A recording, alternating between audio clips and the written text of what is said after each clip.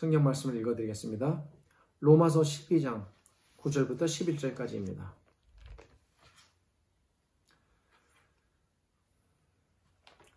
사랑에는 거짓이 없나니 악을 미워하고 선에 속하라. 형제를 사랑하여 서로 우애하고 존경하기를 서로 먼저 하며 부지런하여 게으르지 말고 열심을 품고 주를 섬기라. 저는 개인적으로 로마서를 아주 좋아합니다. 로마서는 우리 기독교의 매우 중요한 믿음과 칭의의 교리를 담고 있으며, 여기서 칭의라 하면 오직 믿음으로만 의롭게 된다는 뜻입니다.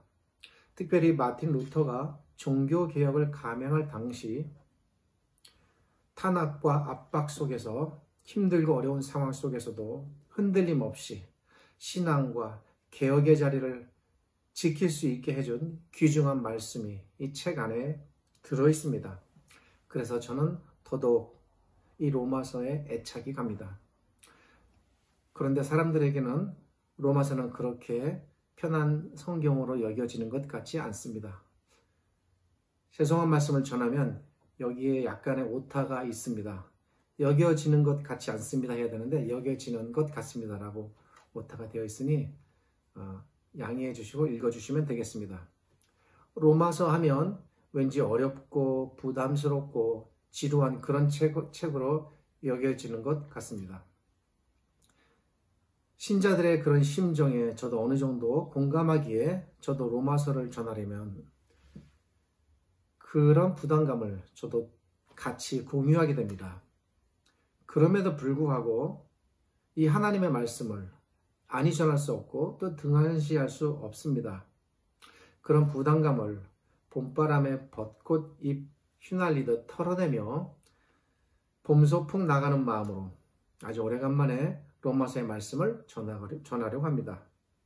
특별히 로마서를 잘 접하지 못했던 신자분들께는 오늘 이 시간이 로마서 전체의 특징과 내용을 조금 이해하는 데 도움이 되시리라 생각됩니다. 우선 로마서 전체 내용이 무엇이며 로마서는 무엇을 전하는 책인가 아주 간략히 살펴봅니다. 로마서 전체를 크게 둘로 나눈다면 1장부터 11장 그리고 12장부터 16장까지 이렇게 나눌 수 있습니다. 총 16장인데 이렇게 둘로 내용적으로 나눕니다. 로마서를 이렇게 둘로 나눌 수 있는 것은 그 안에 담겨있는 내용 때문입니다. 앞뒤에 들어있는 내용의 초점이 확연하게 다릅니다. 1장부터 11장은 사람이 의롭게 되는 것은 사람의 행위로 이루어지는 것이 아니라 오직 믿음으로만 이루어지는 것이다. 로마서가 전하는 가장 핵심적인 가르침, 교훈, 교리가 이 안에 다 들어있습니다. 사람이 구원에 이르는 것은 전적으로 하나님의 은혜이지 사람의 행위가 아니다라는 것입니다.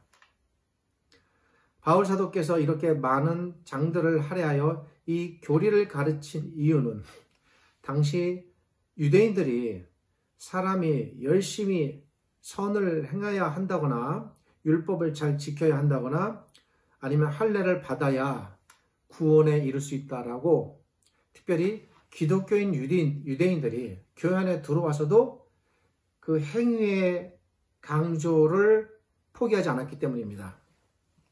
그래서 바울은 그런 가르침에 현혹되는 다른 그리스도인들을 지키기 위하여 이 로마서를 쓰게 됩니다. 사람은 어떠한 경우에도 도덕적, 종교적, 그리고 특별히 그런 이유에서 로마서에 할례 이야기가 많이 나옵니다. 그런 것들을 통하여 구원 얻을 수 없다라고 가르칩니다. 구원은 오직 믿음을 통해서만 얻어지는 것이다. 로마서 1장, 11장에서 가르치는 핵심 사상입니다. 이 가르침이 지난날 마틴 루터가 일으켰던 종교개혁의 근간이 됩니다.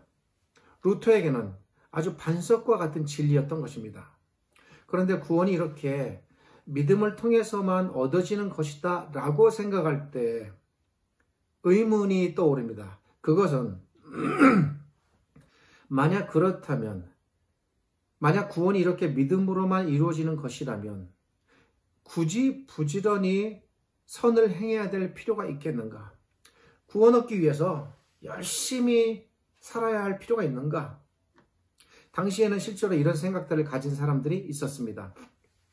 그들은 도덕을 폐기해도 된다라고까지 주장했습니다. 당시 이런 사람들을 도덕률 폐기론자라고 부릅니다. 도덕 따위 무시해도 된다. 그래도 구원에 이른다. 그러니 마음껏 하고 싶은 대로 하며 살자. 약간의 극단의 주장을 했던 것입니다. 믿음의 교리를 잘못 이해하면 이런 폐단이 발생합니다. 이에 대해서 그래서 야고보 사도가 야고보에서 그런 사람들을 겨냥하여 행위의 중요성을 또 기록하게 되는 것입니다. 당시에 또 이런 문제도 발생했습니다. 어떤 유대인들은 야, 바울이 사람들에게 선을 행할 필요가 없다고 가르친다 라며 이 바울의 칭의의 교리를 바울을 공격하는 도구로 삼았습니다. 이에 바울은 사람들이 이런 잘못된 생각에 빠지지 않도록 글을 쓰게 됩니다. 그래서 쓰여진 부분이 바로 12장부터 16장입니다. 내용적으로는 앞에 부분에 비해서 적은 내용이지만 앞에 내용의 문제점으로 제기되는 부분들을 잘 보완해서 논리적으로 자신을 방어하며 반박하기 위하여 쓰여진 부분들입니다. 그래서 로마서 12장부터 16장은 비록 사람이 믿음으로 구원에 이른다 하지만 그렇게 믿음으로 구원을 얻었다 해서 그것이 끝이 아니다 라는 것입니다. 12장부터 16장은 그리스도인이 믿음으로 구원을 받았다면 그렇다면 어떠한 모습을 보여야 하는가 이 부분에 강조점을 두고 있습니다. 그러한 가운데 기록된 부분이 오늘 이 한 부분입니다. 그래서 오늘 본문 안에는 믿음이나 칭의의 교리와 연관된 가르침은 들어있지 않습니다. 9절을 보면 사랑엔 거짓이 없나니 악을 미워하고 선에 속하라 라고 말합니다. 사람들 중에 간혹 어떤 사람을 보면 매우 친절한 사람이 있습니다. 물론 아주 극히 일부의 사람들입니다. 겉으로 아주 깔끔합니다. 만나면 아주 공손하게 사람을 대합니다. 사람의 마음을 기분 좋게 하는 말과 태도를 보입니다. 그런데 나중에 알고 보면 그것이 그 사람의 참 모습이 아니었음을 뒤늦게 발견할 때가 있습니다. 저도 개인적으로 이런 경험을 당해 몹시 마음 아프고 고통스러웠던 적이 있습니다. 겉으로는 다정한 미소를 지니며 부드럽게 말하지만 그 마음속엔 그 무엇인가 다른 것들이 있습니다. 사람은 너무나 부패하고 악해서 누구든지 마음만 먹으면 이 누구든지라는 것 안에는 나를 비롯한 모든 신자들이 다 포함됩니다. 애쓰고 힘쓰지 않으면 겉으로는 친절하게 그러나 속으로는 다른 마음을 나도 모르게 품을 수 있습니다. 사람은 이러한 능력을 누구나 갖고 있습니다. 이 능력이 많아서 적극적으로 나쁜 데 사용하면 마음을 속이는 자가 됩니다. 사람은 꼭 말로만 속이는 것이 아닙니다. 표정과 태도로도 얼마든지 사람을 속일 수 있습니다. 그러니까 우리가 말과 표정과 태도에 속아서 그 사람의 속을 못 보는 것입니다. 그런 사람이 일반적이진 않지만 나도 그럴 수 있고 그 누군가도 있다는 것 때문에 우리가 생각하는 것입니다. 9절은 사랑에는 자칫 이렇게 거짓이 끼어들어갈 수 있으니 이런 거짓됨으로 사랑을 포장하거나 꾸미지 않도록 조심하라는 것입니다. 그 다음 9절 뒷부분은 악을 미워하고 선에 속하라 라고 말합니다. 이것도 앞의 부분과 비슷한 느낌을 주는 표현입니다. 어떤 사람을 보면 마음이 매우 넓은 것 같습니다. 마음이 넓어 상대를 잘 포용하는 것은 좋은데 그게 경계가 없습니다. 어떤 경우에는 분명히 잘못된 것임에도 불구하고 그것을 대충 넘어가려는 경우도 생깁니다. 일반적이진 않지만 사랑이라는 이름으로 그냥 다 넘어가려고 합니다. 어렵고 골치 아픈 일이 생기면 자, 그러지 말고 우리 믿음으로 합시다. 우리 사랑으로 합시다. 라며 대충 얼버무리고 넘어가려고 합니다.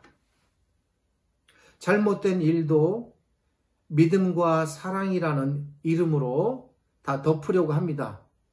믿음과 사랑이 언제나 좋은 것만은 아닙니다. 이것은 믿음과 사랑을 가장한 악입니다. 사람을 포용하는 것과 악을 방치하는 것은 분명히 다른 일입니다. 그런데 사람들은 악을 그냥 눈 감아 주는 것이 관대함이고 사랑이다라고 생각하는 우를 범하기도 합니다. 여기서 악을 미워하고 선에 속하라 라는 말은 사랑한다라는 명분하에 사람의 악을 방관하거나 덮어가지 말라는 것입니다. 흔히 부모가 자식에게 이러한 류의 잘못을 많이 범합니다.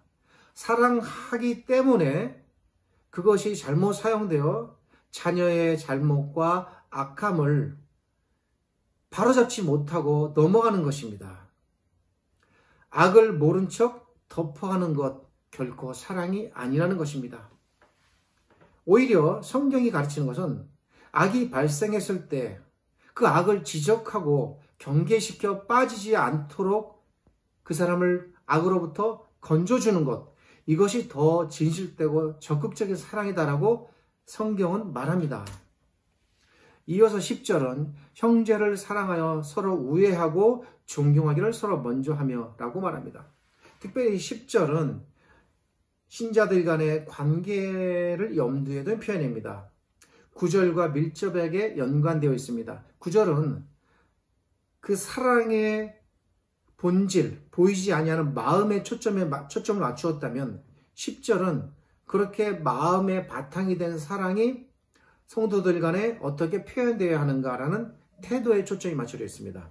10절은 형제를 사랑하여 서로 우애하고 존경하기를 서로 먼저 하라라고 가르칩니다. 특별히 믿는 성도들을 가리켜 여기서 형제라고 말합니다. 우리는 형제라는 말이 익숙하여 당연한 말처럼 들립니다. 그러나 바울 사도가 이 당시 세계에서 형제라는 말을 쓸 때는 결코 익숙한 표현이 아닙니다. 일반 사회에서 아주 특별한 관계나 피를 나는 친형제가 아니면 거의 사용하지 않습니다. 당시에는 더군다나 노예와 종을 향해서 형제라고 말한다는 것은 아주 획기적인 표현이었습니다. 처음 교회 나온 사람들을 향해서 형제라는 말을 우리는 자연스럽게 사용합니다. 그러나 믿지 않는 사람들은 옆집에 모르는 사람, 또 처음 보는 사람을 향해서 형제라는 말은 쓰지 않습니다. 그러나 교회 안에서는 처음 본 사람에게 형제라는 표현과 용어가 가능하다는 것입니다. 왜입니까? 그것은 형제라는 표현 속에 담겨있는 가족의 개념 때문에 그렇습니다. 교회 안에서 서로 성도들이 비록 친분과 교제가 낯설다 할지라도 가족으로 여겨져 형제가 된다는 말은 그 안에 무엇인가 연결되는 고리가 있음을 알려줍니다. 실제로 피를 나누진 않았으나 하나님 앞에서 어떤 보이지 아니하는 피를 나누었다라는 차원에서 형제입니다. 제가 피 얘기를 했으니 말씀드립니다. 이 피, 누구의 피입니까? 물론 물리적인 실제 피는 아니죠. 이 피라는 것은 예수 그리스도의 피입니다. 우리 주님께서도 친히 그렇게 가르치셨듯이 예수님의 피가 우리 몸 안에 전체 우리 모두에게 공동체 안에 다 흐르고 있기 때문에 이런 의미에서 우리 그리스도인 모두는 그리스도 안에서 가족이고 형제입니다. 이 말은 어떤 의미에서 생물학적인 가족보다도 더 친밀하고 일체감을 나타내는 공동체적 표현입니다. 따라서 10절에 형제를 사랑하라 라는 말은 주 안에서 정말로 한 가족이다라는 사실을 알고 가족으로 여기라는 말입니다. 가족처럼 형제나 자매로 여기라는 말입니다. 특별히 서로 우애하라 라는 말은 한글 번역 성경이 주는 느낌인 사이좋게 지내라 라는 그런 정도의 뜻은 아닙니다. 이 말은 헬라어 원문을 보면 서로에게 헌신하라 라는 말입니다. 우애하라는 말은 헌신하라는 말입니다. 낮추고 섬기고 받들라는 것입니다. 이러기가 쉽지는 않습니다. 작은 말에도 우리는 상처받고 자존심 상하고 열불이 납니다. 억지로 참고 표정을 관리하는 것도 힘든데 어떻게 낮추고 섬기고 받들까? 도대체 염두가 나지 않습니다. 굳이 내가 왜 그래야 하나? 꼭 이렇게 힘들게 우리의 신앙을 유지해야 하나? 이런 생각이 들 수도 있습니다. 이런 분들을 염두에 두고 성경이 말하는 것입니다. 엄두 안 난다 하지 말고 엄두를 내라는 것입니다. 할 수 있으니 해보라는 것입니다. 힘들어도 이렇게 해야만 하는 이유가 있습니다. 그것은 그리스도께서 우리 모두를 위하여 죽으셨고 우리가 그분 안에서 형제요 가족이 되었기 때문에 한 몸이기 때문에 마땅히 그리하라는 것입니다. 다음으로 10절 뒷부분은 존경하기를 서로 먼저 하라 라는 말입니다. 이 부분도 한글 성경이 주는 약간 오해적인 느낌이 있습니다. 존경하라라는 말은 헬라어와 직역하면 명예를 위하라 라는 말입니다. 이 말은 다른 사람을 대할 때에 그 사람의 명예를 우선적으로 고려하라는 것입니다. 우리 그리스도인들이 범하는 잘못 중에 하나가 누군가를 돕거나 나누거나 이렇게 할 때 자칫 명예를 무시하는 수가 있습니다. 그것을 받는 사람이 자존감이 상하거나 혹 그분의 명예가 실추되진 않을까 이런 점들을 신중하게 고려해서 나눔과 섬김 가운데 그런 것들도 잘 고려되어야 하는 것입니다. 적극적으로 표현하면 이 말은 누군가를 위하여 그 무엇인가를 할 때 항상 그분의 명예를 먼저 우선순위에 두라라는 것입니다.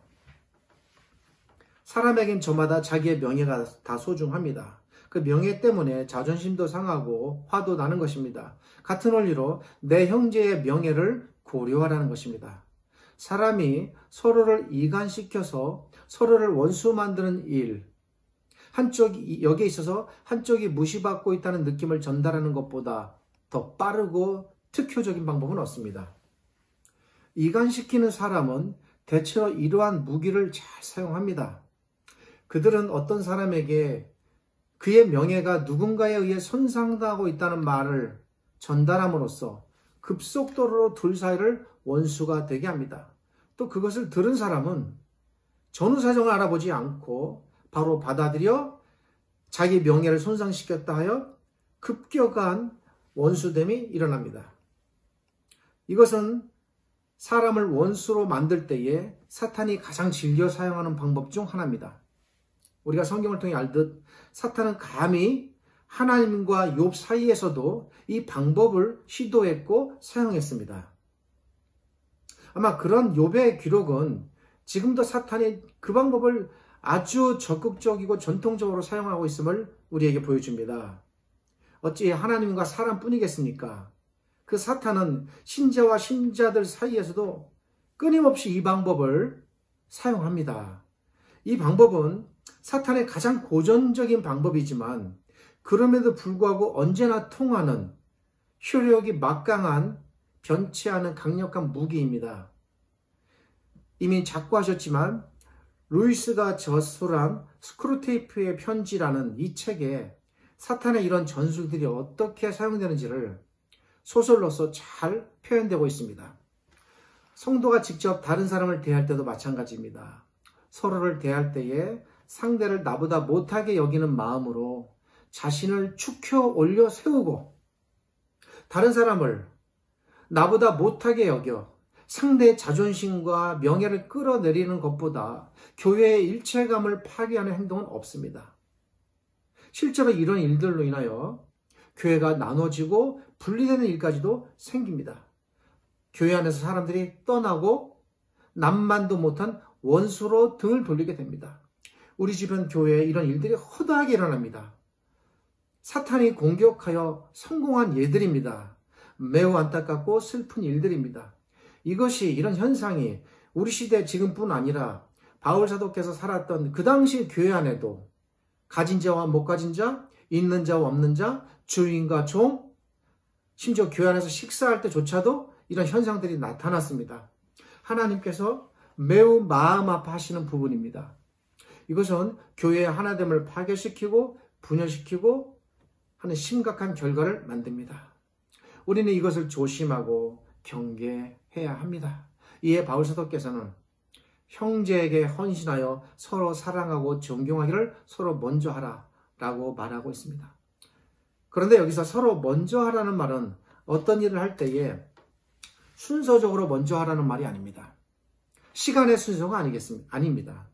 이 말은 무엇을 하든지 간에 그분의 명예를 우선적으로 최우선에 두라는 것입니다. 그러니까 우선순위의 문제입니다. 시간의 문제가 아니라 무슨 일을 하든지 그 일이 미치게 될 다른 사람의 명예를 항상 먼저 그 높은 앞선 가치에 두고 거기에 맞춰서 그 무엇인가라는 것입니다. 여기에 매우 중대한 원리와 일의 가르침이 있습니다. 누군가의 명예를 우선순위에 둔다는 것은 한마디로 무엇을 하든지 간에 우리 교회가 일을 할 때는 일 중심이 아니라 사람 중심이 되어야 한다는 것입니다.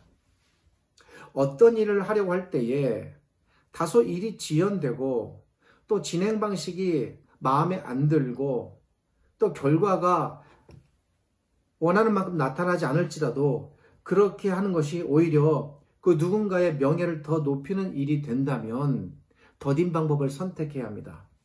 또 어떤 일을 할 때에 결과가 아무리 좋고 능률적으로 기계적으로 착착착착 돌아간다 할지라도 그것 때문에 그 누군가 숫자와 상관없이 다수든 소수든 명예가 손상되는 일들이 발생하면 결과를 포기하고 중단해야 할 것입니다.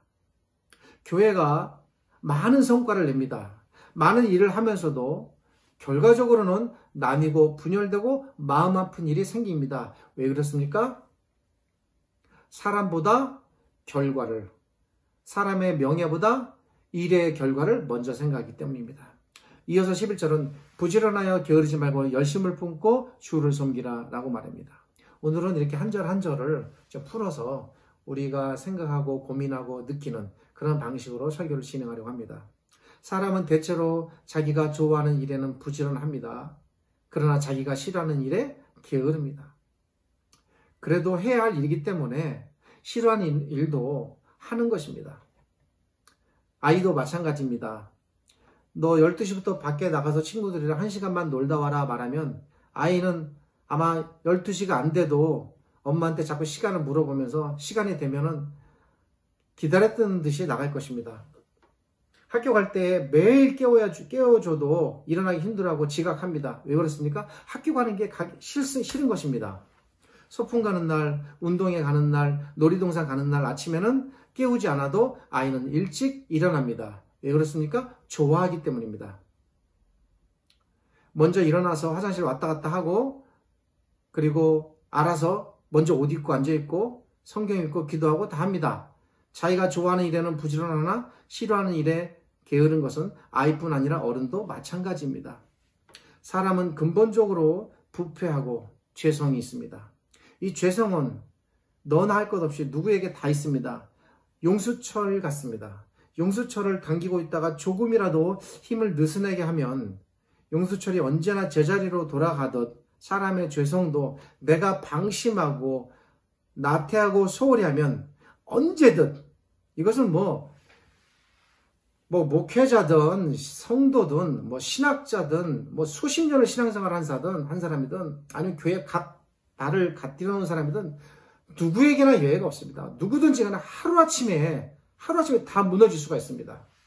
용수철을 누리기 위해서는 힘들게 늘 당기고 있어야 하듯 사람의 죄성도 죄를 극복하고 이기기 위해서 늘 긴장하고 부지런해야 합니다. 아마 이 글을 쓰신 바울 사도께서도 예외는 아니었을 것입니다. 오죽하면 바울 사도도 그런 가운데서도 날마다 자기가 죄 가운데 끌림을 당하고 그것 때문에 고통스럽고 힘들다라고 탄성하고 고백했겠습니까? 죄가 끌어당기는 강력한 장력이 있기 때문입니다. 이 죄의 장력 때문에 아무리 오래 신앙생활을 한 그리스도인이라 할지라도 근본적으로 죄 안 짓는 일보다 죄 짓는 일이 훨씬 수월하고 편합니다. 인간의 이러한 죄성은 사람의 체질과도 같습니다. 사람에 따라 어떤 사람, 특정한 음식을 몸이 거부하는 체질을 갖고 있습니다. 이러한 체질은 자기가 선택하는 것이 아니라 태어날 때부터 타고나는 것이기에 바꾸기가 거의 불가능에 가깝습니다. 체질에 맞춰 살 수밖에 없습니다. 그러나 죄는 다릅니다. 그런 체질과 같지만 거기에 맞춰 우리가 살아서는 안 됩니다. 인간의 죄성은 만들어지는 것이 아니라 태어날 때부터 생겨났습니다. 그러기에 사람은 이 땅에 살아서 숨쉬며 사는 동안 이 체질을 결코 완전히 죽어서 저 천국에 갈 때까지 완전히 바꿀 수는 없습니다. 아무리 신앙생활을 오래 한 사람이 할지라도 매일 성경을 읽고 시간을 내서 기도하는 일은 수고스럽고 고됩니다. 간혹 성경을 읽고 기도하는 일이 즐거움을 할 때는 있지만 일반적인 일은 아닙니다. 특별한 계기가 있거나 아주 가끔 일어나는 현상입니다. 그것이 우리가 해야 하고 또 우리의 도리이고 하나님 앞에서 나를 지키는 일이고 나의 영적 생명을 유지하는 길이라 알기에 수고스럽더라도 힘써 하는 것입니다. 여러분들이 다 그렇다는 것이 아니고 적어도 저에게는 그렇습니다. 열심히 성경 보고 기도하는 것은 그 자체로 하나님의 은혜가 필요한 일입니다. 아무리 습관을 들이려 해도 힘들고 고됩니다. 성경을 읽고 기도하고 예배하는 일이 조금 유치한 예를 들자면 맛있는 음식 먹으러 가고 꽃 구경 가는 것만큼 즐거운 사람은 없을 것입니다. 야, 오늘 날씨 좋다. 그럼 다음 말이 뭡니까? 어디 놀러 갈까? 이거죠. 야, 날씨 좋다. 그래, 우리 산에 가서 어디 하나님께 기도할까? 이런 사람은 없습니다. 불금 저녁에 친구들이랑 영화 보고 맛있는 것 먹고 논다고 생각하면 목요일부터 설렙니다. 그날 예배당 가서 기도하는 것이 기다려져서 설레는 사람 많지는 않을 것입니다.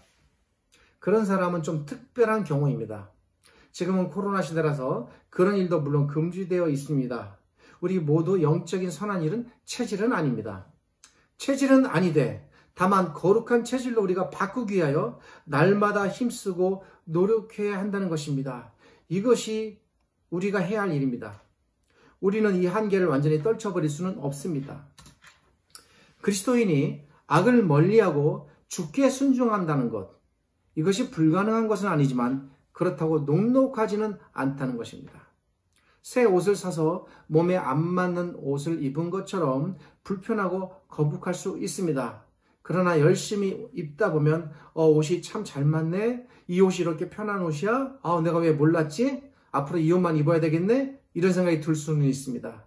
조금씩 바꾸어가는 것입니다. 거룩함으로, 성결함으로, 경건으로 나를 바꾸어 나가는 것입니다. 그러기에 경건과 신앙은 훈련과 과정입니다. 결국 하루아침에 사람 달라지지 않습니다. 그러기에 아무리 오랜 신앙생활을 했다 할지라도 주의 뜻대로 살기 위해서 항상 노력과 힘듦이 수반됩니다. 용수철을 당기고 있는 힘 잠깐만 놓으면 제자리로 돌아가듯 우리가 그런 노력을 소홀히 하면 언제든지 우리는 다시 되돌아갈 수 있습니다. 경계해야 합니다.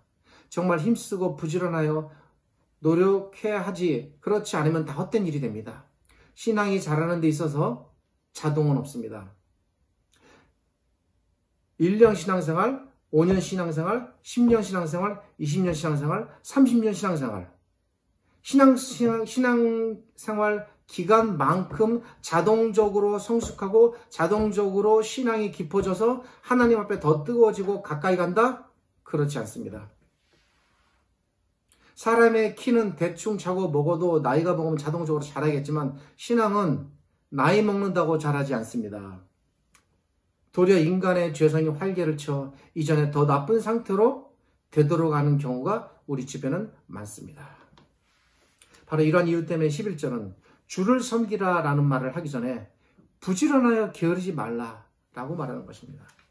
11절은 특별히 열심을 품고 주를 섬기라라고 말합니다. 한글 성경으로는 잘 나타나지 않지만 이 말은 우리에게 사실 큰 소망을 주는 말입니다. 왜 소망일까? 그것을 설명드리려고 합니다.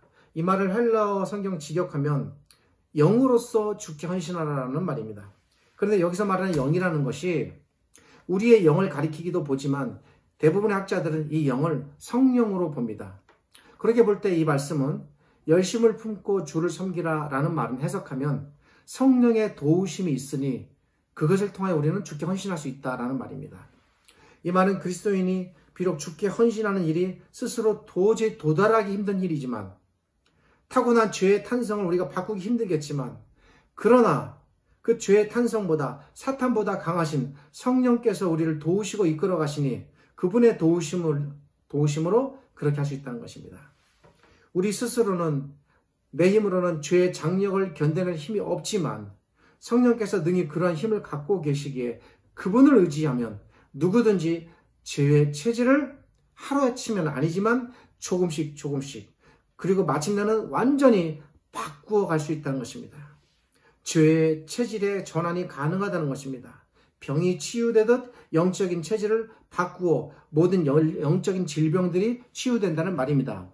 그래서 로마서 8장 26절은 이러한 사실을 가르쳐 주기 위하여 이렇게 바울이 또 다른 곳에서도 말했습니다. 성령께서 우리의 연약함을 도우시나니 우리는 마땅히 기도할 바를 알지 못하나 오직 성령이 말할 수 없는 탄식으로 우리를 위하여 친히 간구하시느니라. 이 로마서 8장 26절의 가르침이 오늘 이 본문의 그 안에 들어있는 것입니다. 교회는 인간띠를 만드는 곳입니다. 물에 빠진 사람을 구하기 위해 서로 손을 연결하며 인간띠를 만듭니다. 내가 힘들다고 하여 손을 놓아버리면 다른 사람들의 목숨이 위태로워지겠습니다. 9절에 사랑엔 거짓이 없나니 라는 말과 10절에 형제를 사랑하여 서로 우애하고 존경하라 라는 말은 다른 사람을 향해 생명의 손을 내밀라는 말입니다. 손을 내밀지 않은 사람은 이제라도 내밀고 이미 내민 사람은 그 손을 놓지 말라는 것입니다.